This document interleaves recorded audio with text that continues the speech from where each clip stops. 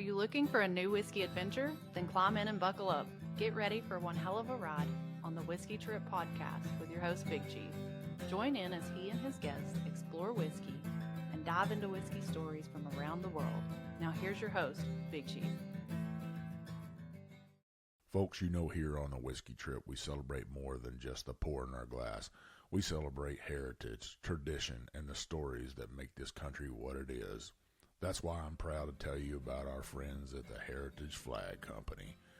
These aren't just flags, they're handcrafted works of art built from whiskey and bourbon barrels that once held the spirit we all love. Every cut, every nail, every burn mark tells a story of patience and craftsmanship. Just like the whiskey we sip, these flags are bold, timeless, and full of character. Whether you hang one in your home bar, your man cave, or gift it to a veteran or first responder, a heritage flag isn't just decor. It's a statement. It says you believe in freedom, tradition, and the legacy we pass down. So saddle up, whiskey family, and head over to theheritageflag.com. Use code WhiskeyTrip10 at checkout for 10% off your order. Let them know Big Chief sent you. Because just like your favorite pour, the Heritage Flag Company is made to be shared, honored, and remembered. Now let's get on to the show.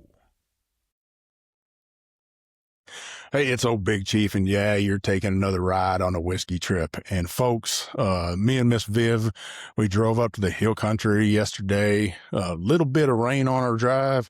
It didn't bother me too much because Miss Viv was driving her favorite red pickup. But we made it up here. We stopped at the Salt Lake last night and had some barbecue. A little bit disappointing, I got to say. Hurt my feelings to see that place kind of go downhill. We stopped at a winery, stopped and got a bottle of whiskey for today's giveaway. But I made myself over here, and I've been hearing rumors about this fellow sitting next to me. And I met him at the Texas Whiskey Fest that old Jay Clements puts on. And I was like, man, I got to get up here and tell this story of the Standard Cooperage here in Blanco, Texas. And we're really not in Blanco. We're about 7 miles out of Blanco. And man, if you could see this view, and I'll get Miss Viv to take a photo out his window of this knob out here that's sticking out of the earth. And, so I got Mr. Greg Standard on here from Standard Cooperage. This is the first cooperage in the state of Texas, which is pretty damn special. Greg, welcome to the Whiskey Trip. Thank you. Thank you for having me. Now, how does one come about? Cause you didn't grow up saying, hey, I'm going to cut down trees and make barrels for a living. How did you come about making barrels for a living? So I don't think anybody grows up saying they're going to open up a cooperage in their life, but a good friend of mine, Dr. Bob Young, who owns Bending Branch Winery in Comfort, he and I were talking about what does Texas need to take it to the next level to compete with Tennessee for whiskey, for California for the wine process. And he says, Greg, we need a cooperage. Texas needs its own cooperage that we can provide barrels to everyone producing. So I checked into it, and sure enough, Texas typically buys about 60,000 barrels a year, and they all come from everywhere else but Texas. So I decided, hey, that's a big market. I think we can get in and maybe carve out a little piece. And I surveyed lots of distillers, lots of winery guys, and every one of them was ecstatic that Texas could have its own cooperage. So we went to the banks, went to friends, family, pulled all of our pennies together, and then was able to find a cooperage, an existing cooperage out in Georgia that was ready to get out of the business. So I flew out there, worked a deal with them. We bought their equipment. We shipped it back to Texas and built the process we have today. Well, we took a tour of your facility. I mean, we took a tour. Miss Viv was fascinated by it. I don't think she was quite prepared for what we were going to get to see today. And we saw everything from the start of the logs, how you have them kind of separated out there from different regions. You have ones from Texas, Georgia, from Missouri, Arkansas. all over the place, right? And you do that for a reason, because each log region or each white oak region would have different terroir, and the wood, more wood sugars, would be in some trees where it might be a wetter climate, where a drier climate might give you some other different, more wood spots maybe. Absolutely. It was our belief that white oak trees were much like grapevines. It depends on the terroir where they're grown. So we sponsored a graduate student at A&M, and they spent 6 to 8 months working on research. We gave them log samples from each region, and it was a blind study, so they didn't know where they were coming from. And a couple of weeks ago, the paper was just released to a bunch of scientists, and they all were really happy about it. And the data that came back was, in fact, what we had thought, that depending on where the tree's grown, it has different chemical compounds in it that come out as flavors, so flavoids, and they're all different to a measurable degree. So if a distiller is looking for a particular profile, he can pick the log region that he wants his barrels made from, and we can go harvest, or the logs are already harvested, and we have them air aging. We process them into staves, and they air age longer, but we can pick the log for each flavor profile.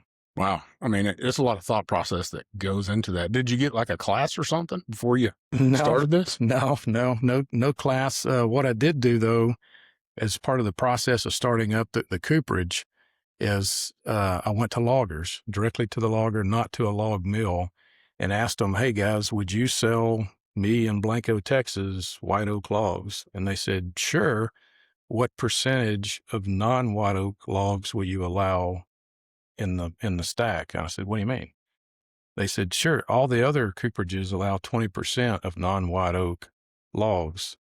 I said, well, what's the other 20%? And they said, post oak, chickapin oak, swamp oak, other oaks. They make great barrels, different flavor profiles. So if you have a barrel that has 20 to who knows what percentage of non-white oak, you're going to get a different flavor. And if you talk to distillers and winemakers, they'll buy barrels from a cooperage, and each barrel is going to taste different. Well, that's my belief as why it tastes different, because there's no consistency in the material going into the barrel. So we decided to segregate the logs and only have pure white oak, Quercus alba, genus species. So we guarantee the flavor profile is consistent barrel to barrel. Wow. Well, I know listeners, you're thinking, oh, Big Chief must be parched right now, because we've went a couple minutes, and I haven't had I did have a sip, but I'll tell you what we're sipping on. We're sipping on this Maverick whiskey right here. And I went down to Maverick and did an episode right here, but this is their Texas straight bourbon right here. This is their 88 proofer, their shelfer, as we would call it. And that's what we're sipping on. So you've actually sold Maverick some whiskey, and that's why we picked this bottle right here. That wasn't aged in your barrels, but you do have whiskey there aging.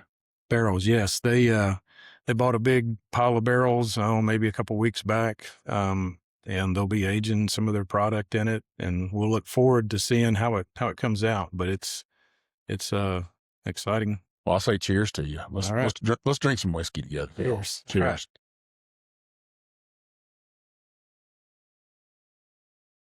Now you were born right up the road here. There's a highway out here called Highway 281. They used to call it the old Milk Road. Yeah.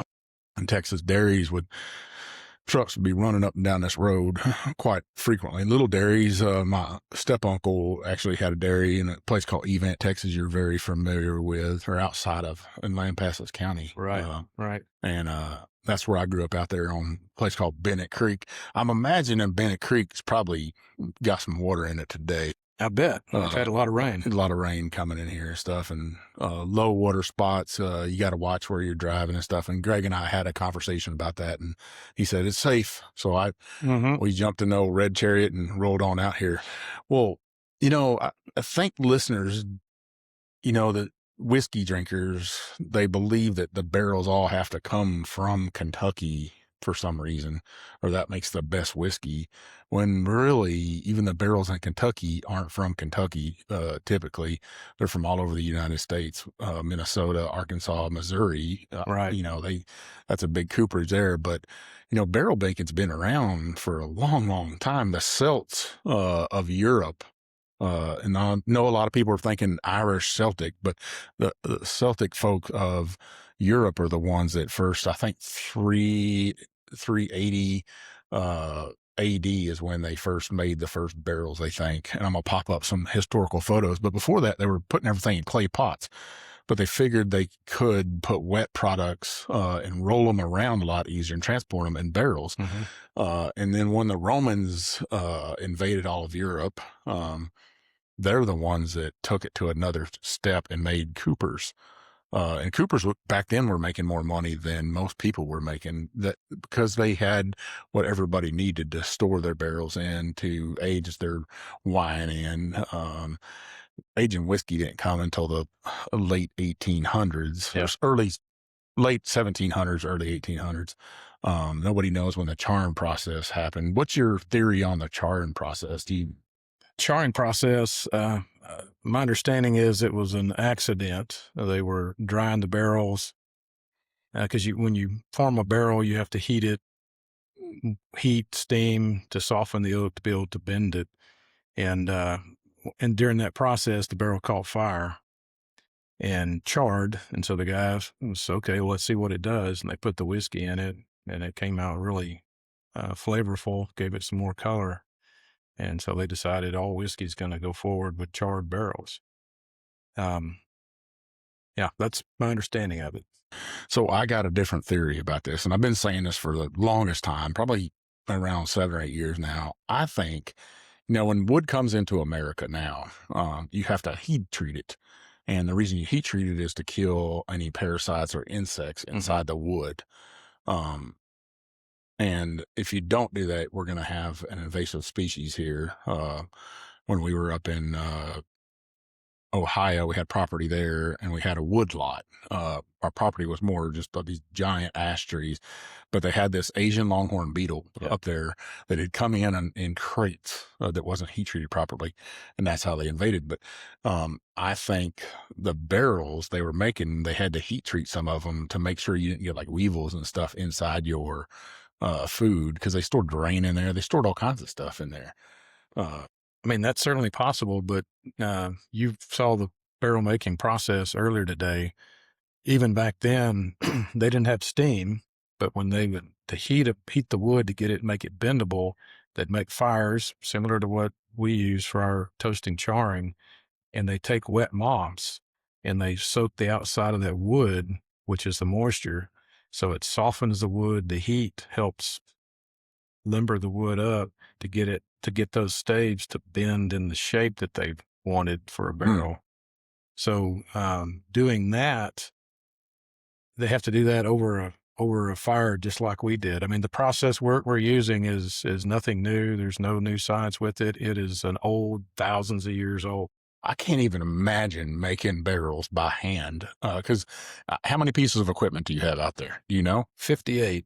58? Plus or minus. And I mean, you got every machine. I'm adding new ones every day. Yeah. Imaginable out there. I mean, some beautiful machinery. And I think a lot of listeners or viewers out there don't know the pieces of a barrel.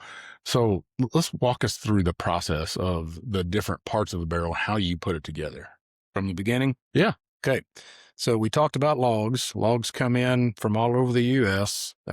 We unload them with a big giant telehandler, 10-ton telehandler, and each truck brings in 25 tons worth of logs.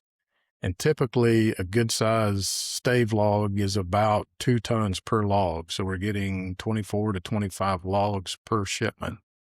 And we stack those up, let them air age for a year plus, year and a half, and we're ready to make staves out of them. We take them out of the piles, take them to a big giant chop saw that's literally 45 foot long that my dad and designed, and a bunch of the coopers that we have help build. So that takes the 20 to 30 foot logs and cuts them into 42-inch chunks. those chunks come into our cooperage, to our stave mill, and we cut the logs into halves, quarters, and then we do what's called quarter sawing, which if you picture a pie, you can see a quarter of that pie. We're taking slices off of each of the sides, and that's to get the grain in the right direction for the stave. And once we've cut all those rough staves, they go back outside for 2 years to air age more. Once they're air aged, we bring them back inside, and they go through, one group goes through the barrel stave side of our operation. The other group goes through the head stave side. So just picture it split in half. And it goes through molders to put the curve on the top and the bottom, true the edges up. Goes through machines that cuts the ends so it's the right length for a whiskey barrel versus a wine barrel. Whiskey barrels are 53 gallons, wine barrels are 60, a little bit taller. Then it goes to one of 5 shapers, and we manually shape each stave. It goes on a little jig. The guys slide past a little router bit that cuts the proper angle. Each stave gets shaped and then transitions over to the raising section. And the raising section is one of the most important steps because the operator there is picking staves from each size, and he has to place them strategically so the barrel fits together proper. And one of his jobs is to look for defects. There's 5 or 6 defects that can affect a barrel down the road.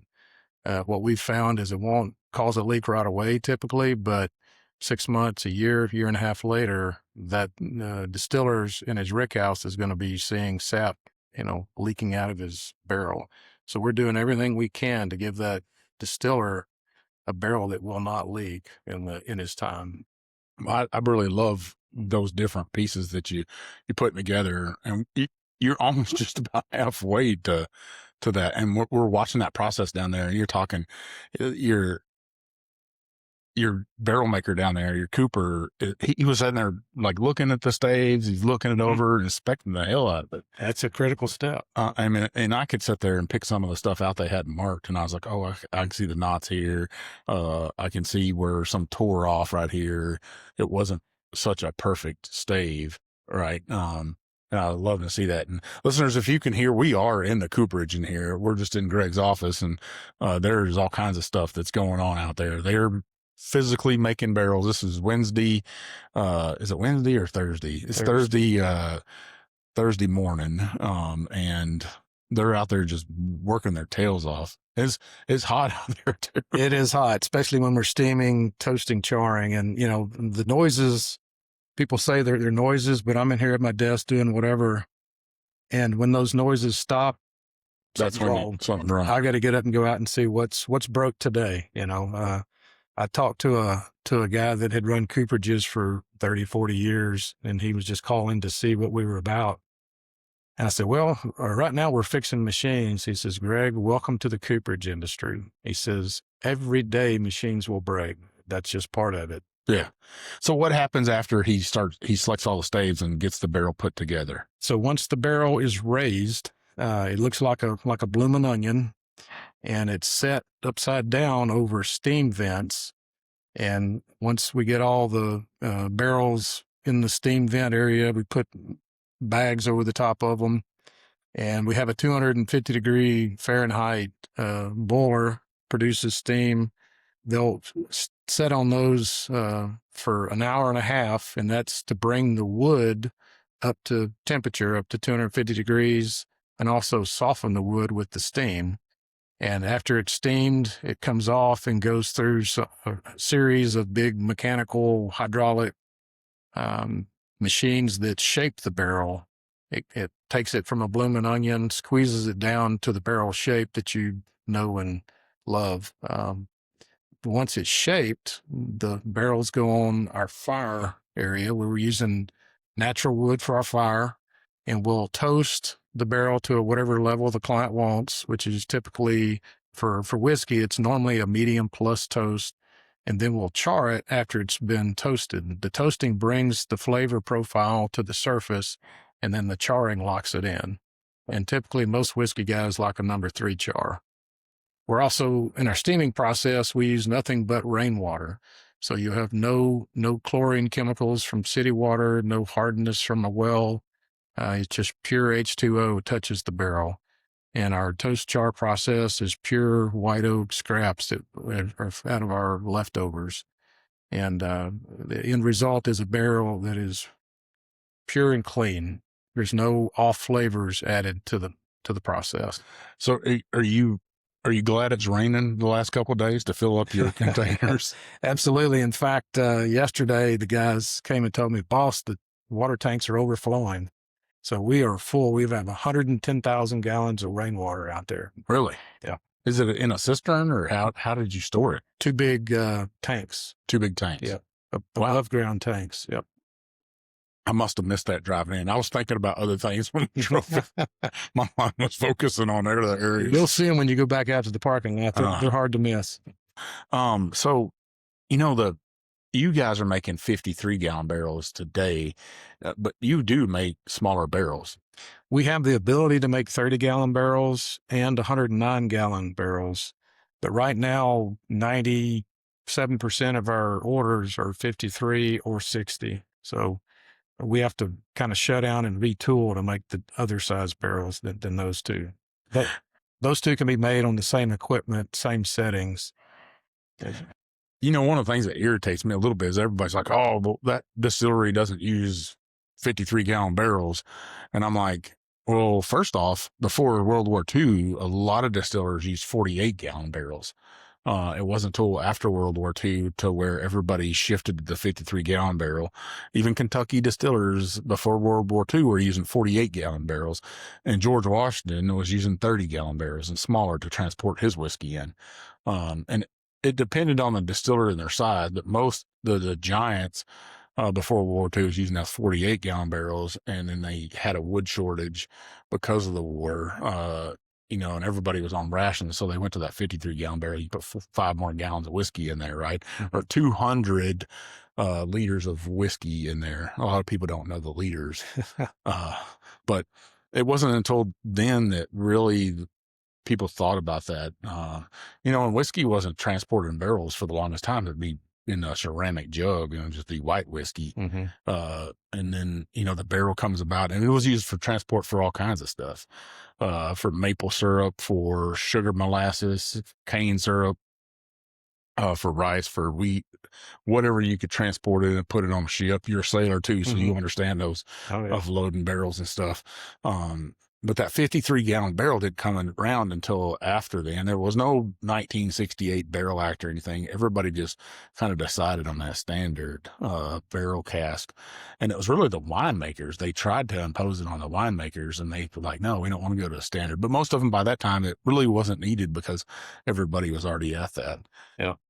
And it really boils down to storage up of the barrels, because you can imagine if you've got a whole bunch of random sizes, you can't stack those safely. And so you go into rick houses, and their whiskey is all in the same size, stacked vertically. They may have 53, they may have 30 gallons, but they're all separated. And for them to be able to store their barrels safely, they need to be the exact same size. Same thing for the wine guys. There's Burgundy barrels, there's Bordeaux barrels, there's puncheons, all different sizes. But whatever they're using, they want it to be consistent to safely stack it. And they're not all called a barrel. We know it as a barrel. Yes. The average consumer, but they're all not a barrel. They have different names. Correct. Yeah, there's a lot of different names. What's the giant wine cask called? A puncheon. A puncheon? Puncheon, yeah. How many gallons is that, or liters? Over 100 gallons. Just 100 gallons. Yeah, maybe. Wow. I don't know. We don't make them, so I don't keep up with them. I think I seen one distillery. It could have been in a winery. I seen 1,000 liter cask. Mm-hmm.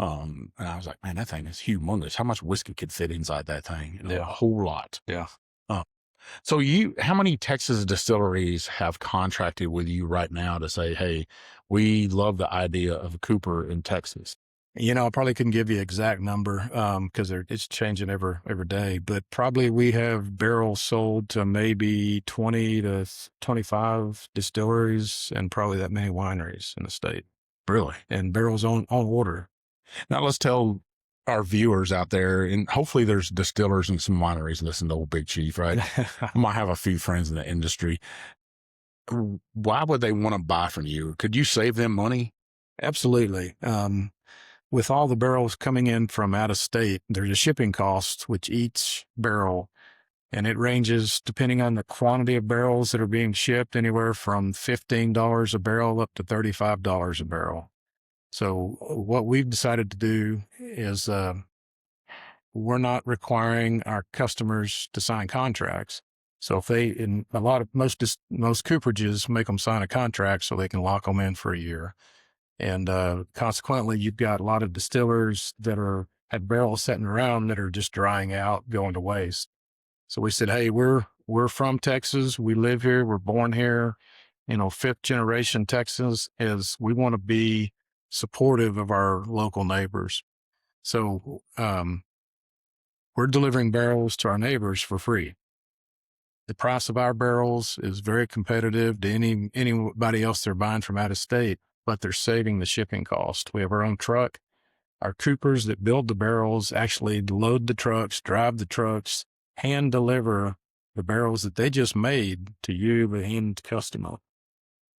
So what's a barrel cost right now? If you sold a barrel, let's say I wanted to come and buy 100 barrels, what would be my cost as a distiller? So as a distiller, it depends on the volume that you buy, but they range from $280 a barrel up to $380 a barrel, depending on if you're buying one or if you're buying 100. Wow. I mean, I've heard all kinds of different costs in a barrel, but shipping cost could be astronomical when you're talking about that many barrels. Yeah. If somebody gave you 1,000 barrel order, I'm sure you're going to work with them. Yeah, and those costs, those are delivered costs, not just the barrel. That's to their bay door. That's right? to their dock. Yeah, hand delivered by our coopers. No, they got to unload them though, right? No, our guys unload them. They'll unload them. Yep. Man, you putting your men to work. I got some really big, strong boys out there, and they toss those barrels around like they're nothing. They do. We were out there with them, and they were excited to tell me about their process. And one young man was like, you got to line the rivets up on your hoops correctly, and that's where a cooper is paying attention. Yeah. And I love that you have young men out there that are taking interest in a craft like that, and it shows that American craftsmanship isn't dead yet. You got men like you, families like yours, that's bringing something to Texas that we haven't had before. Now, you do get logs from all over the United States. How do you defer to making 100% Texas barrel? Could you make it with everything from Texas? Yes. Hoop too? Hoop material, no. The only hoop suppliers are up in the north, but we have Texas logs that are aging, staves that are aging, and we do have orders for 100% Texas oak barrels. We want them to get a little more air age on them before we make 100% barrel.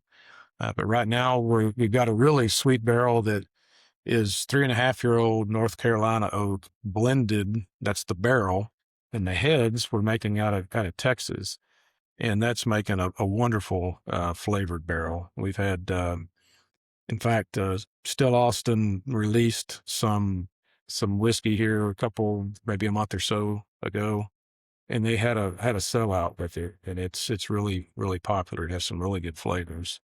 Everybody that has our test barrels have been ecstatic with the flavor that they're getting from it.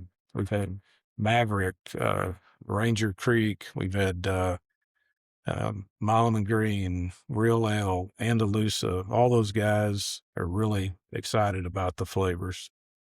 Well, I know one thing. I'm excited about it, just to have an all Texas whiskey. To me, that'd be all Texas and Texas oak and stuff. And a lot of people curl their little noses up whenever you say that. And Texas has white oak. I had somebody say that to me the other day, and I was like, yeah, they got white oak here in Texas. You go up to northeast Texas, Right, and it's really the Ozarks still. it's beautiful country. tail end of the Ozarks. Yeah. Yeah. Different different region. I tell people all the time, I'm from the hill country, and there's elevation in the hill country is 2,000 feet. And they're like, crazy. There's nowhere in Texas 2,000 feet. Well, you can go out to Davis Mountains and it's 8,000 feet out there. Yeah. So Texas has got a little bit of everything. You got desert, you got the coast down where we live at. You got seafood, fresh seafood. You got cattle country. You got dairy country. You got a little bit of everything. Absolutely. Well, we're at our first half, drinking on this Maverick whiskey. You barely drank anything with me.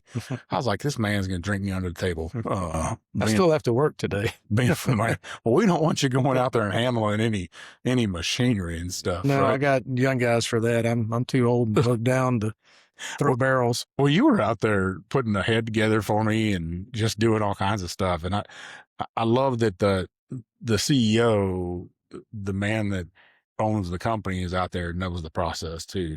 Did you lay down like a command philosophy to a business model for yourself before you started?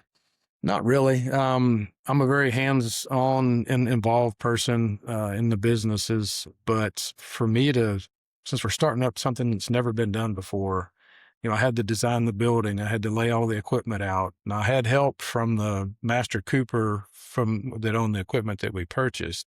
They helped me on paper lay it all out. And then the master cooper came to Blanco to help us set the equipment up and teach us how to operate it. And in that process, we all learned every step of the way. And, more than just learning how to do it, I have to know when something breaks, because it does frequently, I don't know how to fix it. What's wrong? Why is it doing that? And so fixing equipment has become my number one job. When are you going to consider yourself a master cooper? What I'm calling a master cooper is someone that can unload a log truck and take the log and all the way through the entire process and deliver a finished barrel to a client. When one person can do that completely without any help or without any, hey, what do I do here? Then they're a master cooper. Do you got any of them out there? I've got probably 4 guys that can do that entire process without asking questions. Really? About it. Yeah. Have you told them? Not yet. Is there going to be a ceremony? Oh, yeah. Yeah. Man, I might have to come back up here for that. Well, we're going to make a big production out of it, but they are capable. And it's been a short time for them, but I've been super proud of the Coopers, the young men that we've hired. They're all local boys. They grew up here. Families have been here for generations. And now they have a skill, a trade, a craft that has never existed before in this part of Texas. Maybe 100 years ago, there might have been Coopers, but not now. But they're learning a skill set that they'll be able to do as long as they want to do it.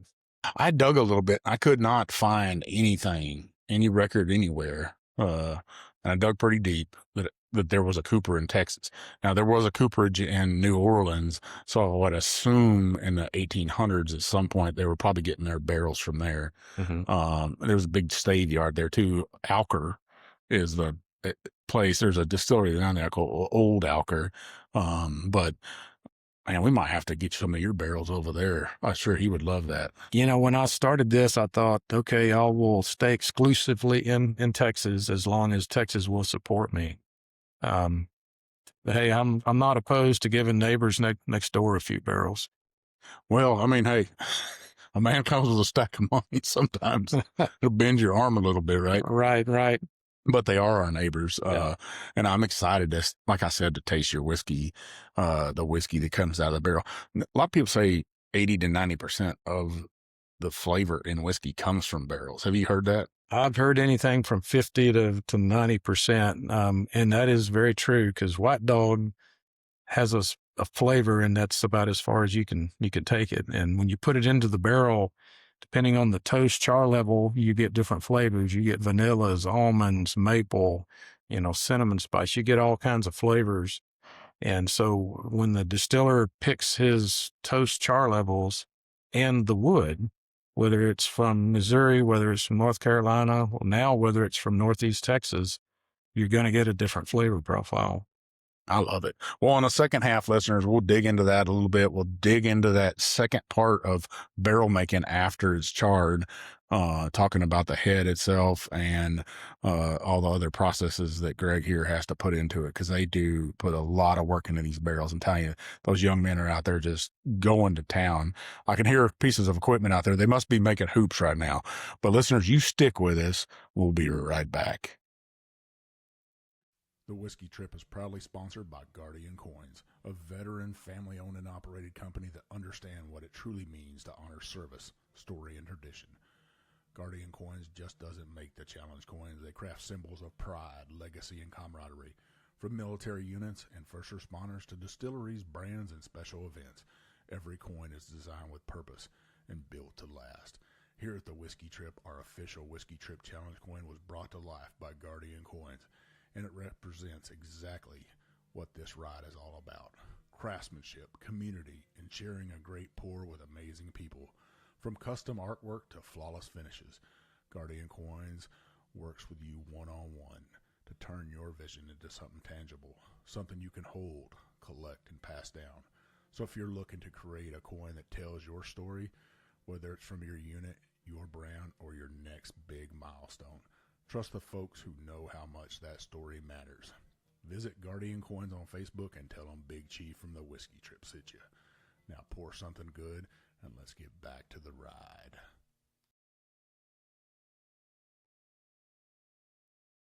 All right, listeners, we are back for the second half here at Standard Cooperage here in Blanco, Texas. I got Greg Standard here on with me. We poured some more whiskey in our glass. We got the Still Austin right here, the cast strength bourbon whiskey. We're punching it up a notch, 116 proof. Have you had this before? I have. Yeah. It's good whiskey. It is. So Nice and smooth. I'll say cheers to you again. Cheers again. All right.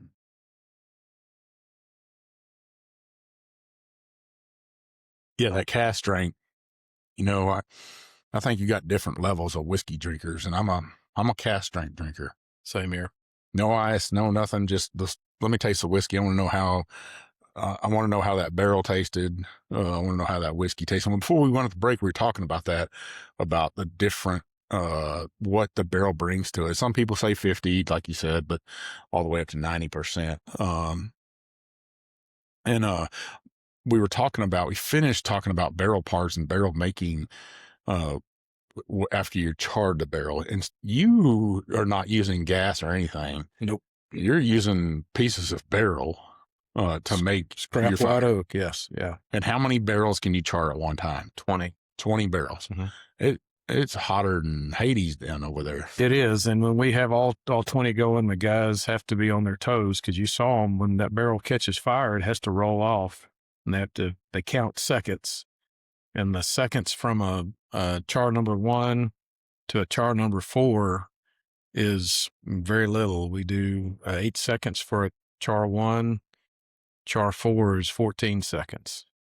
And so you can imagine seconds clicking off, and that's when they go to spray it down. It goes quick, and they have to be careful they're not catching each other on fire and taking the water hoses over the fire pots and melting them. So it's a pretty intense process, and it's, those barrels, we heat them up to 400 degrees toasting before they char. So everything around there is extremely hot. Yeah, they were only did one, and they're letting me film it, and I'm extremely grateful. But what a crew you have there. Young men that don't goof around, they know this is serious business.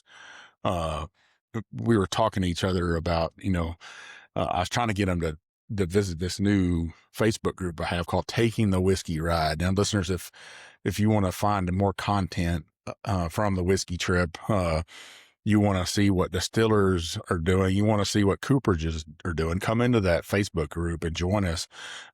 There's creators like myself in there. There's whiskey nerds like you in there. There's distillers in there. Hopefully we'll have a cooper in there. I would be grateful to have a cooperage in there, just taking their journey. And you never can tell. Maybe we get Greg some business. Maybe a winery sees him. Maybe a distiller sees him and says, you know what? I want an American craftsman, small businessman, to make me some barrels for my place. You make custom barrels too, though, right? Everything we do is custom. We don't store barrels. We don't make, okay, this is your only choices. So custom means they get to pick their wood, and they can say, hey, Greg, I want you to, make a North Carolina barrel with Arkansas heads, or I want you to make a North Texas barrel with Georgia heads. You pick your wood, we make the barrel, and then you get to pick your toast level. And they say, there's a light, medium, medium plus, heavy on the toast. And the toast, like we said earlier, brings the flavors to the surface. And then for the whiskey guys, they pick their char. And if the whiskey guys want, we will laser etch the heads with their company logo. Some guys want that for display barrels. Most wine guys display their barrels, so just about all the wine barrels get laser etched. But it's 100% custom. And then they're hand delivered by the guys that have made the barrels. So we're custom from start to finish. I absolutely love it. Now, after it comes off the char, what happens next? So the next step is the rough sanding. So you can imagine the barrel's been in a tent with 250 degrees steam. You get all this leaching from the steam and the wood. So it's got a lot of discoloration. It gets shaped, it gets toasted and charred. And then after it's cooled off, usually the next day we put it on the rough sander, which smooths all that out. So you get a nice smooth finish. Then it goes to the crozer, which cuts the groove in the ends of the barrels to allow the heads to fit in. And then we drill the bung hole, whether it's on the top or the side. And then we have our heads, which are coming down a separate line, as we mentioned earlier. And those heads come out to meet the barrels. We have our own hoop line where we make our hoops out of galvanized, thick, 2 millimeter thick by 50 millimeter. And those hoops and heads and barrels without heads all come together. And in the middle, and the guys put the heads in, and then they put the finish hoops on.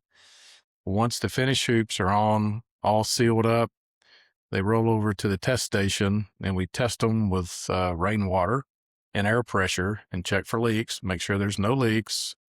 Then they'll go to get laser etched, if they're getting laser etched. And once they're laser etched, they go to the finish sanding, and that's where the guys sit there with the fine-tooth comb going around the barrel, making them look pretty. Once they're all pretty and ready to go out, we put them on a shrink wrap machine, wrap them up in plastic, and stage them by the back door, ready to load up in the truck and head to you guys. I love it. So what if a listener out there said, Greg, I'd really like a barrel for my bar with my logo on it. I'd like all this stuff on it. Could you do that? Absolutely. We make a lot of one-off custom barrels. So if it's not good, you're not going to use it to hold liquid, but you want it to look pretty and have your company logo on it, we can certainly do that. And we'll be happy to deliver the barrel. If it's close to the hill country, we'll deliver it free. If it's way out of, a long ways away, one single barrel, we may have to ship it. Or if you can wait till we have a shipment going that direction, we can throw it on our truck and get it to you with hardly any cost. They can pick it up here at the Cooperage. Or they can come pick it up. Yeah, they can certainly come pick it up. Let's talk about tours a little bit. I mean, you guys got a website, and you guys do tours here. We do quite a bit. We've had groups up to 50 people. A lot of wineries will bring their entire staff. We've got a lot of distillers that bring their entire staff. Because most, you got to think about where the cooperages have been. They're in California, they're in Missouri, they're in Kentucky. They're a long ways away. So the average Texan working in their distillery, winery, they're not going to get to go there as a group. But now they have the opportunity to come to Blanco, which most everything is within an hour from Blanco. As far as distilleries, wineries, they bring their entire crew over. We show them the entire process. They get to see barrels raised, steamed, toasted, charred. They really, really enjoy the process. So we're happy to do that. We do it for free for industry professionals. For the private general public, we charge $20 as a tip fee for the boys, and that's their lunch money. Usually once a week, I'll bring them breakfast tacos or maybe bring them some barbecue, and it all comes from the tour tips. I mean, that's a pretty damn good boss right there. Making sure your guys are getting fed or getting taken out to lunch. I'm sure they do appreciate it and stuff. What are some challenges of actually making having a cooperage here in Texas? I mean, So the biggest challenge is you don't have manufacturing support next door. So all of our equipment is very specialized. It's made overseas. It comes from Europe, comes from South America. You can't just go down to the local Home Depot and buy a part to fix any of these machines. So I've had to search out and find experts in instrument and electrical control systems. They're not in Blanco. I found some super good guys down in San Antonio that have combined experience of 100 years between two of them. They have been a lifesaver because when we shipped all this equipment from Georgia, it all worked in Georgia when I went there to purchase it.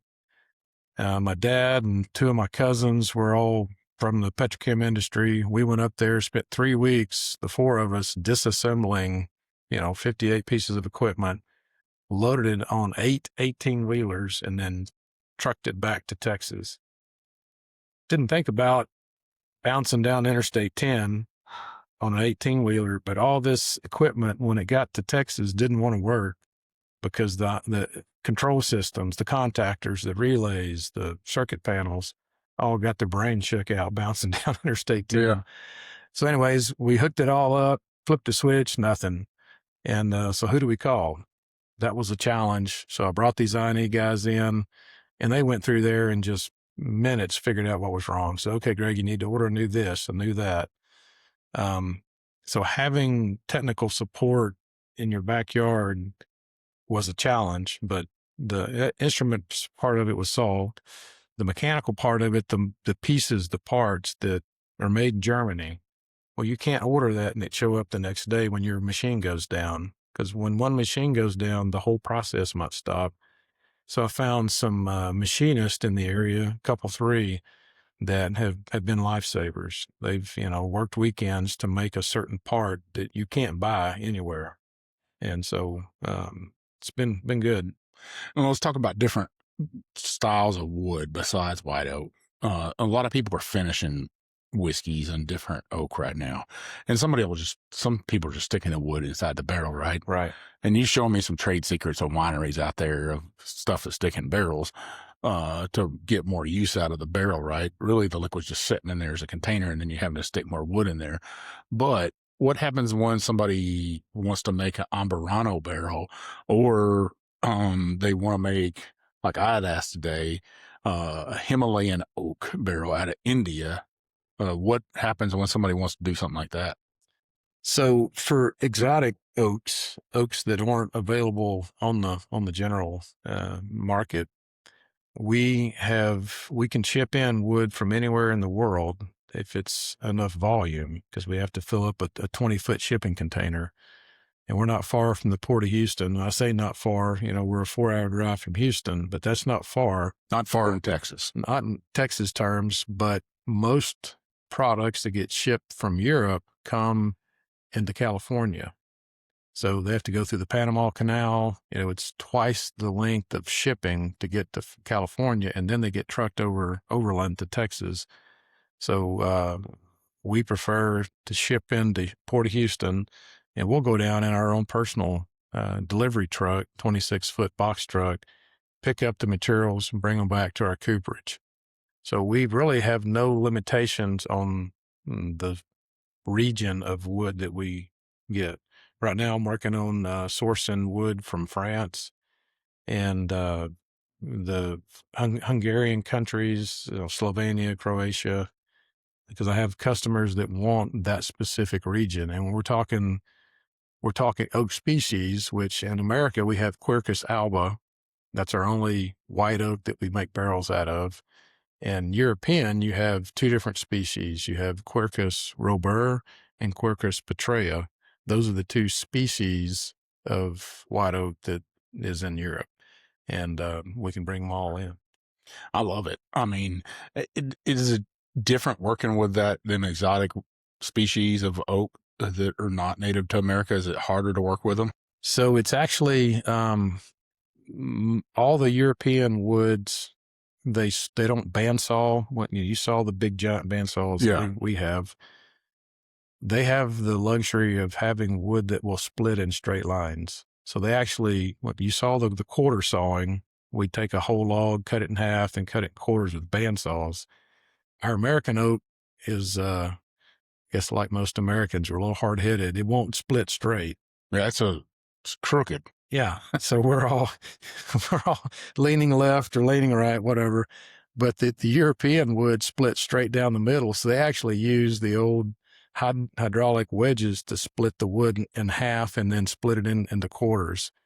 So I'm looking forward to wood that'll split in a straight line. Now, we're in the hill country, Texas, and you get a little bit more west of here. There's this tree. It's called the devil's thorn, mesquite. Could you make a barrel, mesquite barrel? Mm-mm. You couldn't do it? Mm-mm. Have you tried? No.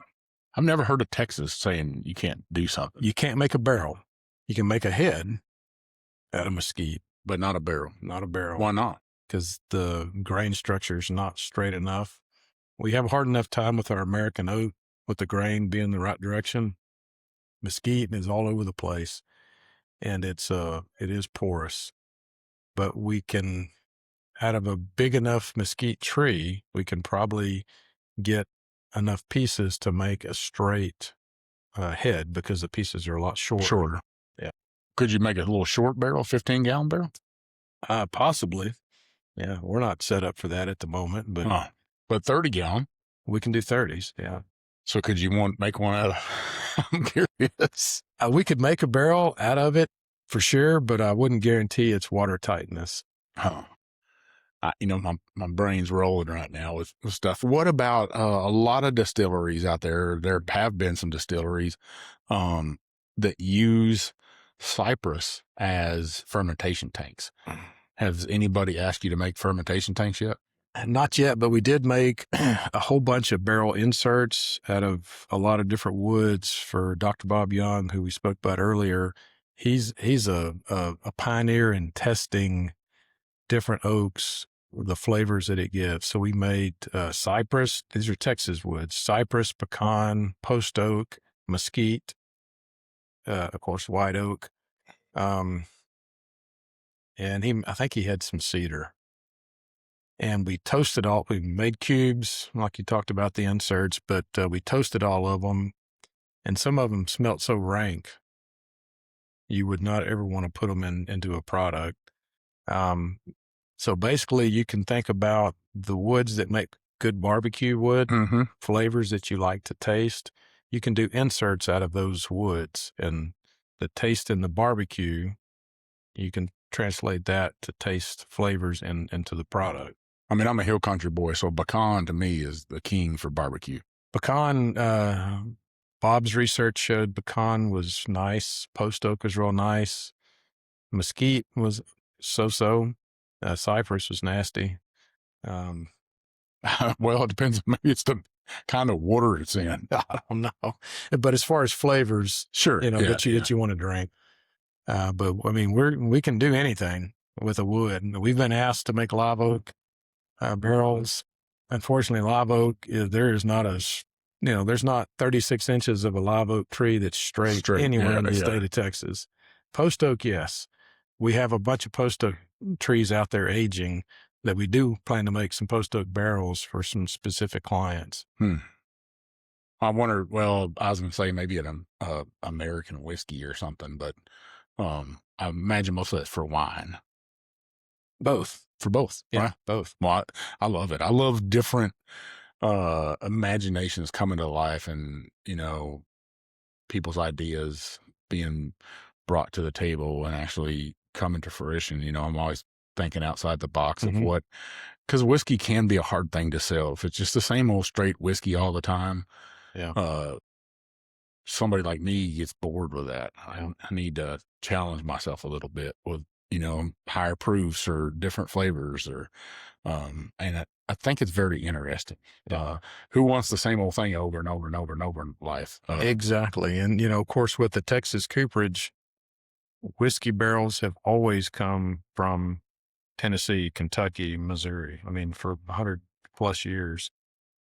And now Texas distillers who are growing their grains in Texas, distilling in Texas, aging in Texas, now they can say we have a Texas barrel that we're putting it in. It's 100% Texas. Yeah. And listeners, as most of you know, Texans are proud. It just does. Hey, we want to say this come from Texas right here, and there's nothing. I don't think there's anything wrong with that. Well, we're coming up the end of the episode and stuff, and I wanted to do a giveaway, and we just don't have a bottle of the whiskey that's been aged in your barrels, but we're working with Milam and Green. Yes. So I grabbed this bottle of provisions right here. Nice. To do a giveaway, and you're going to pair one of your caps with it right there. Miss Viv picked that out. We didn't pick it out. Miss Viv did. So we'll blame it on her. If nobody likes it, it's okay. She picked it out. I'll just tell you that. She's going to whoop me. I see her staring me down. But we're going to do this giveaway, and how we're going to do this is what's your guys' handle on Instagram? Is it Standard Cooperage? I couldn't even tell you. I think it's at Standard Cooperage. At Standard Cooperage is what it is. What I want you to do, listeners, I want you to put a wood emoji on your post. Comment with a wood emoji. Tag 4 friends. Hell, tag 100 friends. I want you to follow Standard Cooperage. I want you to follow the Whiskey Trip. I want you to share and like this post. All week long, I'll do post on it. Share and like them. Do follow all the rules. You got to be 21. You got to reside in the United States. Monday evening, I'll pick a winner. But you get the bottle of provisions and you get a Standard Cooperage hat, and you never can tell what old Big Chief's going to be giving away. So do this. This is I think that's a great giveaway. What do you think? I think it's a good. Bottle of whiskey and a cap. Fantastic. Yeah. You get to sport your cap around and stuff. Yeah. Listeners, I got a challenge that's going to be coming out. It's called the Whiskey Trip Challenge. It'll kind of be like Guy Ferrer's diners, dives, and drive-ins challenge, where you go visit all these places that he's visited. But my good friend Brian Dalton is going to be putting this together, and it's going to have different levels. If you visit 10 places, you'll get something. If you visit 20 places, you'll get something. If you get 50 places, you'll get something. And if you visit everything I've ever done, you get to come on a podcast with me and some other stuff. But that'll be coming out, so make sure you pay attention to that. You have to be in the Facebook group Taking the Whiskey Ride, though, to take on this challenge right here. But I'm talking about. But I really appreciate it. If you follow me, I like to support Whiskey Valor. They're eradicating drinking and driving in the military. Greg, you got a couple of sons that are in the military and stuff? I do, yes. My youngest son is still in the Navy. He's flying F-18s off an aircraft carrier out in the South Pacific as we speak. And my oldest son was a rescue swimmer in the Navy. He's out of the Navy, and he's doing work for our country overseas. I love it.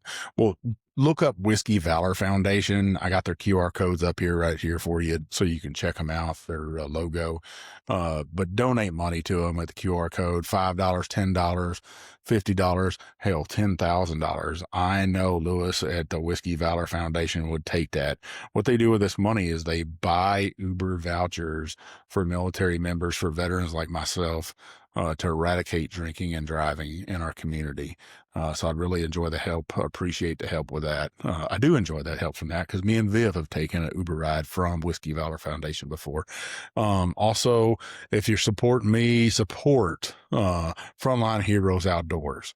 They have a great charity. They're based out of San Antonio, but what they're trying to do is take military members and first responders into the outdoors, hunting, hiking, fishing. They take them on therapy sessions. They take them to movies. They take them to football games, basketball games. They do all kinds of stuff with it. But I got their QR code up and their logo. If you want to donate a hunt, you're in the hill country, you have a high fence ranch, and you want to get rid of some animals, you contact Frontline Heroes Outdoors. I'm sure they'll help you out, and you'll get to help out some veterans or first responders, some active duty military. I can't say enough about that for them. So that's my pitches today for you. Greg, any last words to listeners out there? I would just say support Texas. Like Mike said, Texans are proud, but we need to support each other. We need to support our neighbors. Anybody that's in distilling, winemaking, would be happy to host you. Come do a tour, bring your whole crew out. We're happy to walk you through that process. If you're in the general public, we're happy to do that. Just give us a shout. We'll set it up. You can bring a group up. I think we can handle about 50 at one time. You can see the whole barrel making process. But hats off to Texas and Texas Brewers. What's your guys' website? StandardCooperage.com. That's a easy font, folks. Look them up on Facebook. Look them on Instagram at Standard Cooperage. You know where you can find old Big Chief at? You can find me at The Whiskey Trip on Facebook, Instagram, TikTok, and now YouTube. I'm telling you, if you're watching this video, why haven't you hit that subscribe button now? Now, if you listen to me, listen to my old good buddy Mark and Matt at the Bourbon Life and the whole crew there. If you like what they're saying, you like what I'm saying, go ahead and leave us that 5-star review and comments on Apple Podcast. Those reviews, those comments, they open up doors to distillers. Gets great whiskey in my hand, like this Maverick, like this Steel Austin, and gets great guests on my show, like Greg here from Standard Cooperage. I hope you love this episode. If you got an idea for an episode or a distillery you'd like me to visit, or a place like Standard Cooperage that's part of the whiskey industry, reach out to me at Mike at The Whiskey Trip. Don't reach out to those Bourbon Life guys.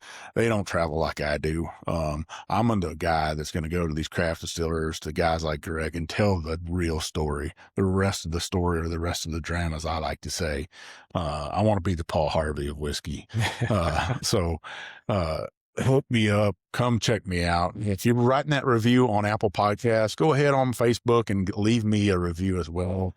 Those reviews, they really do help. Don't forget to taking the whiskey right. Greg, thanks for being part of the Whiskey Trip family. Absolutely. Now, my friend. Greg got a coin today, one of my challenge coins. You can buy that challenge coin on my website at thewhiskeytrip.com.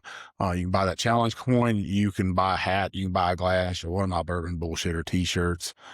Those purchases help get me and Miss Viv down the road to tell more stories, help more distilleries out to sell more whiskey.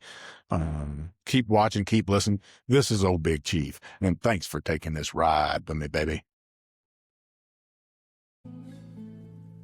Thanks to our sponsors, the Heritage Flag Company and Guardian Coins, for making this episode possible. Thanks to Standard Cooperage for sharing their story. Cheers.